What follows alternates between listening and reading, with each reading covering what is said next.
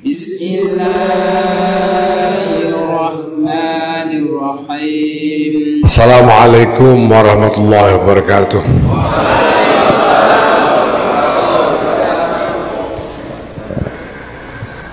Alhamdulillah wa syukurillah wassalatu wassalamu ala rasulillah Sayyidina Maulana Muhammad ibn Abdullah wa ala alihi wa sahbihi wa wala. Amma ba'd. Para kiai yang saya hormati, untuk urusan kemasyarakatan, maka prinsip yang paling mendasar adalah soal tertib sosial. Karena masyarakat itu terkait dengan tertib sosial. Tanpa ada tertib sosial, tidak ada masyarakat. Pondasi paling utamanya adalah tertib sosial. Nah, tertib sosial itu bisa bermacam-macam konstruksinya. Dulu ada masanya ketika konstruksi tertib sosial itu dibangun dengan pemaksaan dan dengan kekuasaan. Jadi coercion based order atau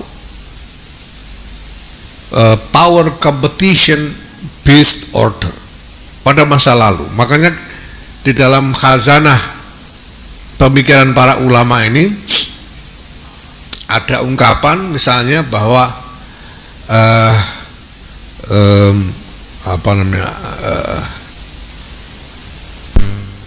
imamun fajirun fi sittina am khairun min fawda sa'atan. Jadi seorang pemimpin yang lalim selama 60 tahun itu lebih baik daripada kekacauan, chaos walaupun cuma 1 jam saja. Ini saking pentingnya tertib sosial. Karena kalau tidak ada tertib sosial, tidak seorang pun terlindungi keselamatannya. Nah, kalau ada pemimpin yang fajir, yang lalim, ya mungkin ada yang jadi korban kesewenang-wenangan, tapi secara umum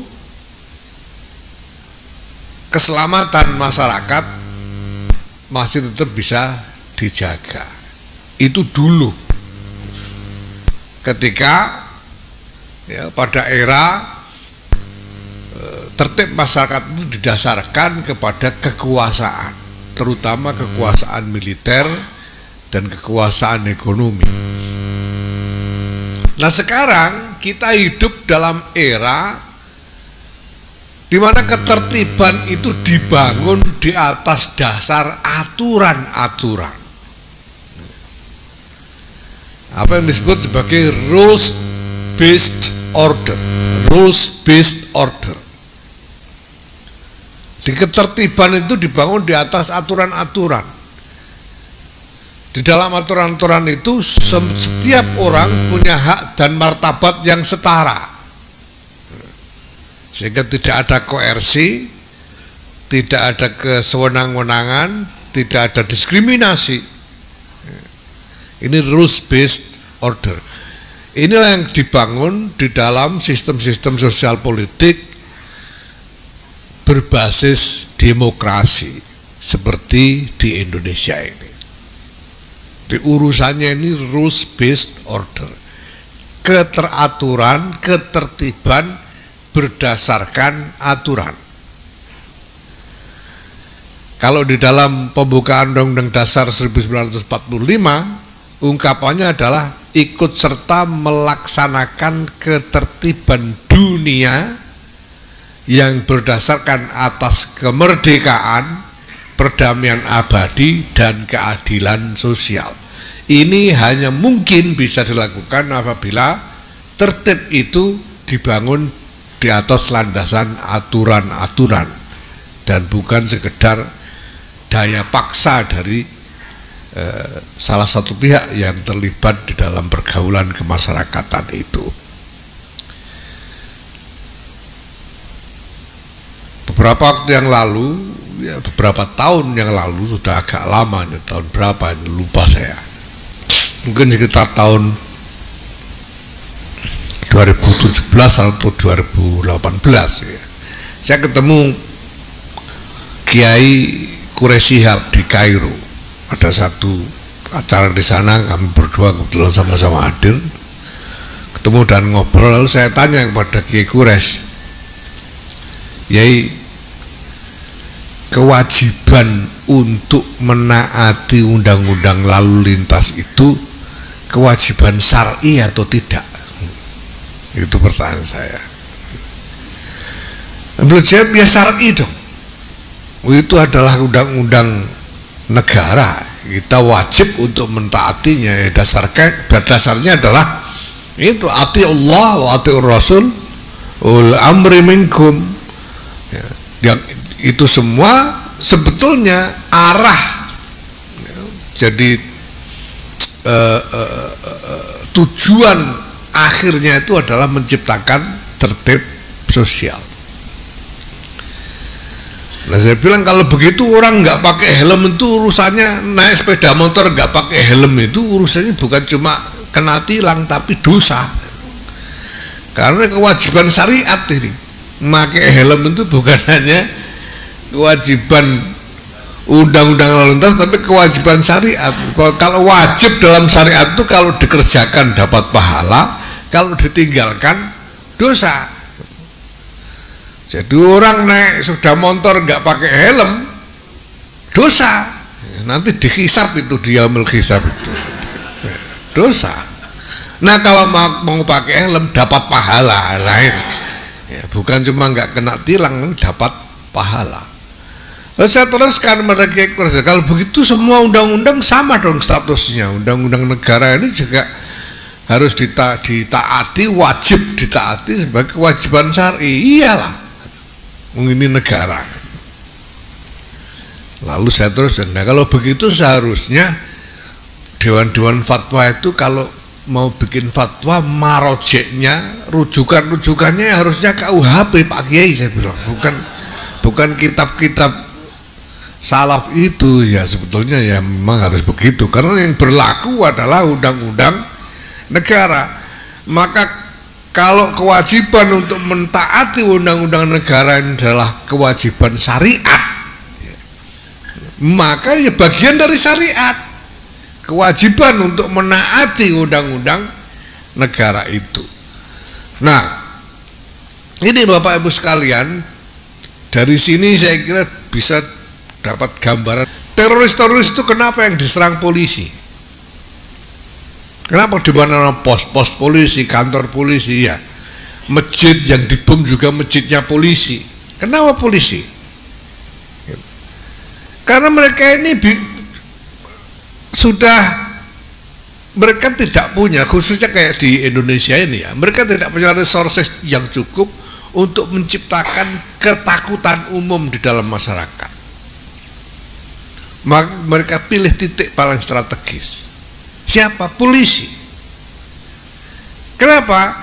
Karena kalau kita ibaratkan tertib sosial itu adalah pagar-pagar, dan pagarnya itu polisi. Yang paling depan menjaga tertib sosial itu adalah polisi, di belakangnya ada hukum, tapi yang paling depan adalah polisi. Maka yang ditakut-takuti ini polisi dulu kan. Polisi yang diintimidasi oleh teroris itu. Kalau polisi takut, nggak berani keluar di jalan, apa jadinya coba? Kalau polisi takut untuk hadir di ruang-ruang publik, apa jadinya? Ya.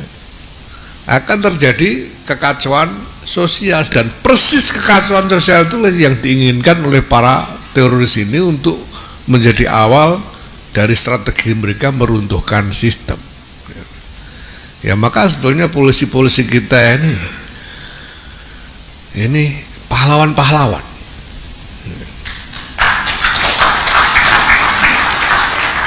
Karena mereka sekarang ini yang berada di garis depan di dalam pergulatan untuk mempertahankan tertib sosial yang berlandaskan tertib hukum. Saya bahkan berpikir bahwa ke depan ini dalam kegiatan-kegiatan Bahsul Masail ini harus dilibatkan ini, supaya kalau bicara soal hukum yang terkait dengan masalah-masalah muamalah, terutama yang terkait dengan masalah-masalah kemasyarakatan, ya yang dipakai rujukan adalah hukum yang berlaku di Indonesia, bukan cuma rujukan dari kitab-kitab salaf itu.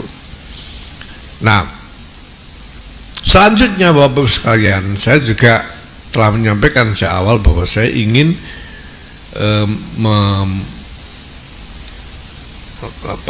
menjalankan suatu strategi untuk mentransformasikan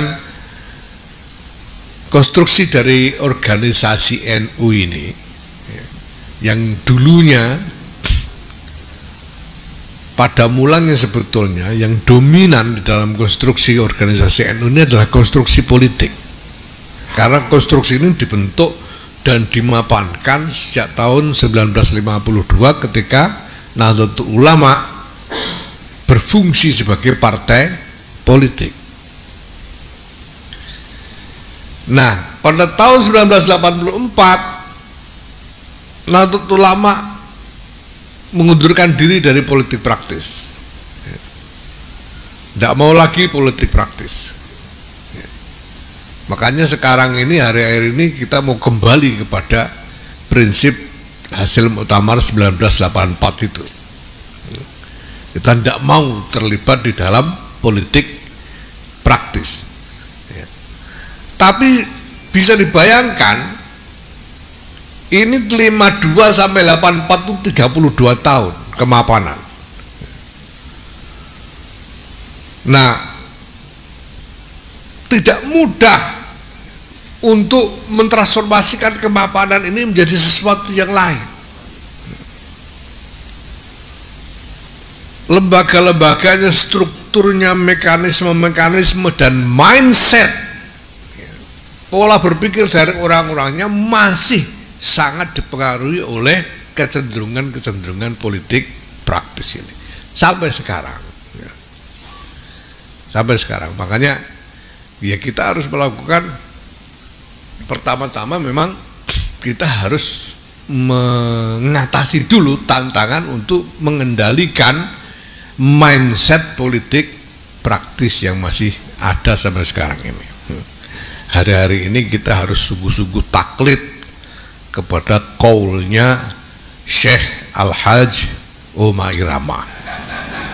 Ini apa itu qaulnya? Yaitu qaul beliau itu rem tangan. Ini kita pakai rem tangan sekarang. Jadi supaya ya, karena kecenderungan politik praktis itu memang mendorong orang untuk, makanya banyak juga yang berbau-bau politik praktis ini harus direm tangan ini Pak. Kembali ke Haji Omar Irama, Bang Haji ya. Nah, lebih dari itu Bapak-Ibu sekalian, saya katakan saya ingin mentransformasikan ini secara lebih sistematis ke arah satu pembentukan konstruksi yang merupakan satu sistem governance. Jadi NU ini singkat kata konstruksi keorganisasian yang menurut saya paling pas untuk NU ini adalah konstruksi governance, bukan sekedar organisasi biasa, tapi sistem kepemerintahan dalam tanda kutip, bukan pemerintahan negara, tapi pemerintahan di dalam lingkup komunitas Nahdlatul Ulama. Kenapa begitu? Karena NU ini kita punya warga, bukan anggota terdaftar, warga yang dengan alasan apapun, alasan masing-masing mengidentifikasi diri sebagai warga NU. Berkali-kali ini survei dilakukan dengan hasil yang luar biasa, yang sangat impresif. Saya dapat data dari salah satu lembaga survei, katanya ini NU ini sudah 50,3% dari seluruh populasi Indonesia. Ada yang mengatakan 59,2% dari populasi Muslim. Yang terakhir ini malah 60,2% dari seluruh populasi Muslim Indonesia ini mengaku sebagai warga Nahdlatul Ulama. Ini luar biasa. Ini luar biasa. Jadi kita ini tidak punya membership, tapi kita punya fellowship raksasa. Ini orang yang secara sukarela merasa menjadi bagian dari NU. Nah, kalau fellowship ini dikaitkan dengan teritori politik, ya, jadinya citizenship, jadi negara. Kalau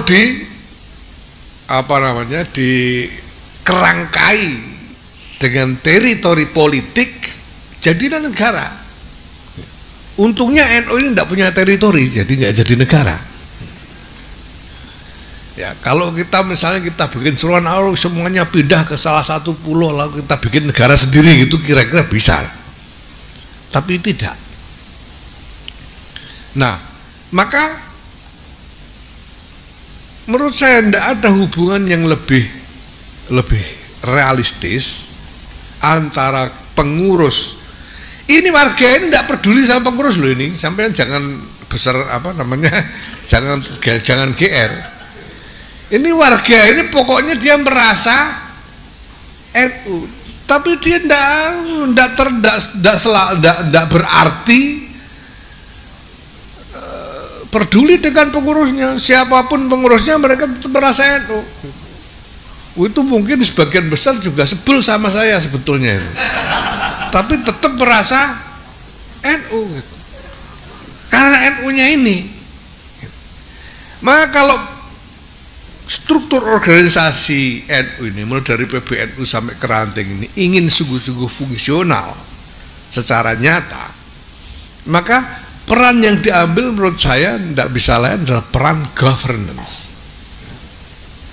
Jadi kita ini tidak bisa berpretensi mau ngatur mereka, mengendalikan warga sedemikian rupa sebagaimana pengurus organisasi kepada anggotanya. Itu tidak bisa. Wong ini warga sukarela kok.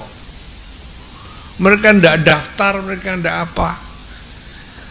Dan yang paling pas posisi untuk organisasi adalah menyediakan layanan untuk mereka. Nah, maka ini tidak ada referensinya ini, saya kira ya. Saya bilang bersama teman-teman saya, ini sosiologi makrifat, saya bilang enggak Pak. saya sudah enggak pakai footnote, enggak pakai daftar pustaka saya ini. Pokoknya saya berpikir bahwa organisasi ini harus jadi sistem governance. Kenapa begitu? Karena saya berpikir bahwa fungsi pemerintah itu kan pertama menyediakan layanan kepada warga, memobilisasikan sumber daya untuk diredistribusikan kepada warga. Ini sistem. Saya masih ingat dikit-dikit itu pengantar ilmu politik itu begitu dulu kuliahnya. Ya. Dan ketiga itu menetapkan regulasi.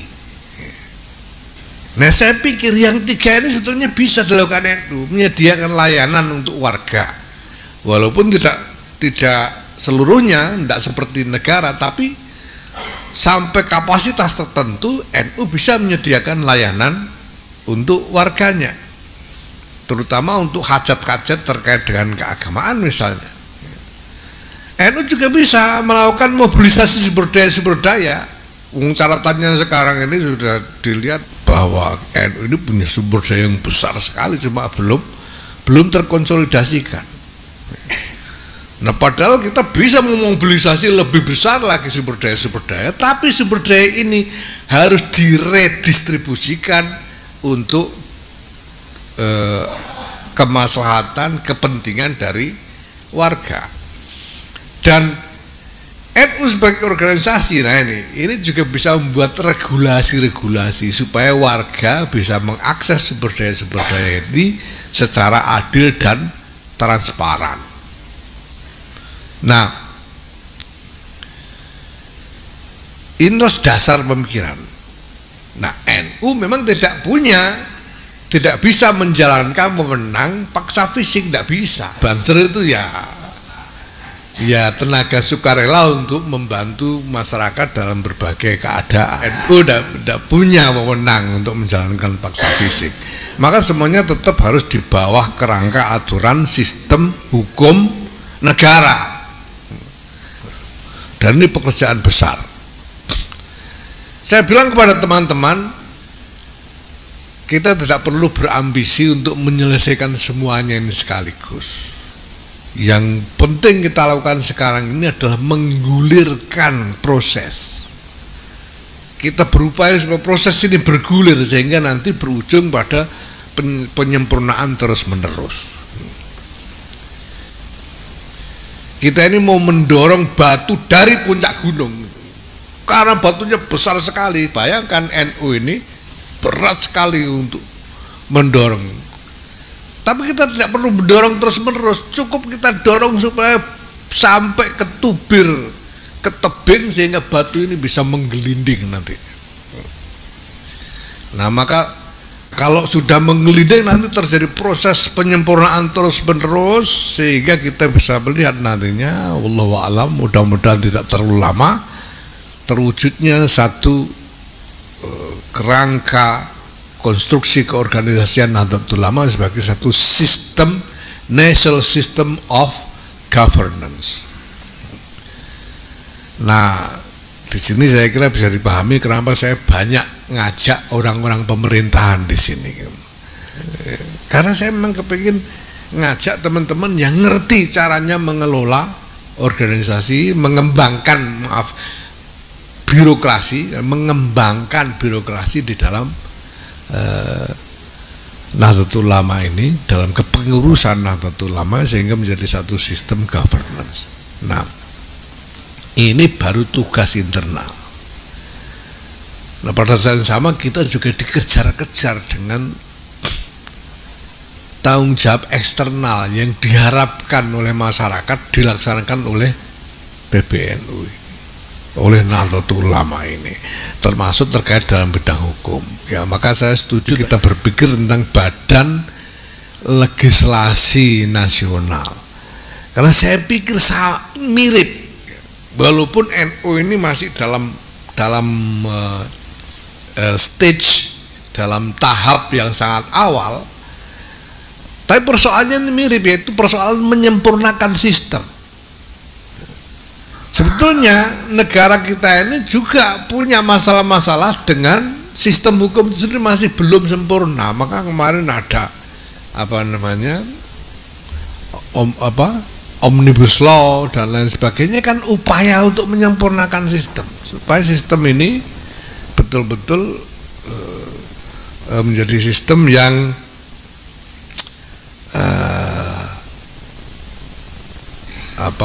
bukan hanya workable, bisa jalan, tapi juga betul-betul memenuhi aspirasi dan kepentingan-kepentingan dari rakyat seluruhnya.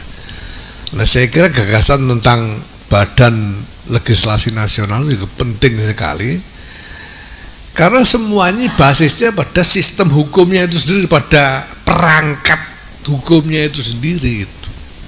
Ini nggak bisa kerja kalau nggak ada undang-undangnya nih. Itu suruh pakai dasar apa? Nggak ada. Jadi aturannya dulu. Demikian Bapak Ibu sekalian. Wallahul muwaffiq ila aqwamit thoriq. Wassalamualaikum warahmatullahi wabarakatuh.